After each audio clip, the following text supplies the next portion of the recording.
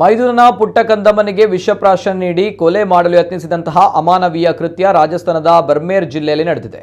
ಕೋಣೆಯಲ್ಲಿ ಸೊಳ್ಳೆ ಪರದೆಯನ್ನ ಮುಚ್ಚಿ ಬೆಚ್ಚಗೆ ಮಲಗಿಸಿದ್ದ ಕಂದಮ್ಮಗೆ ಓರೆಗಿತ್ತಿಯೊಬ್ಬಳು ಮಗುವಿಗೆ 2-3 ಬಾರಿ ವಿಷಪ್ರಾಶನ ಮಾಡಿದ್ದಾಳೆ. ಈ ದೃಶ್ಯ ಅಲ್ಲೇ ಇಟ್ಟಿದ್ದ ವಿಡಿಯೋ ಕ್ಯಾಮೆರಾದಲ್ಲಿ ಸೆರೆಯಾಗಿದೆ.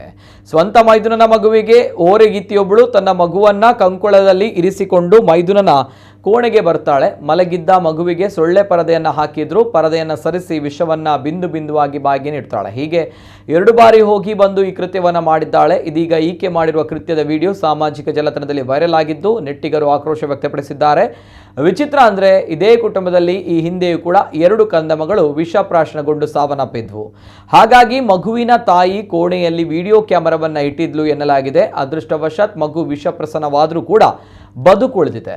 ಘಟನೆಯ ಬಳಿಕ ಅಸ್ವಸ್ಥಗೊಂಡಿದ್ದಂತಹ ಮಗುವನ್ನ ಕೂಡಲೇ ಐಸಿಯುಗೆ ದಾಖಲಿಸಿ 3 ದಿನಗಳ ಕಾಲ ಚಿಕಿತ್ಸೆ ನೀಡಿದ ಪರಿಣಾಮ ಮಗು ಬದುಕುಳಿದಿದೆ.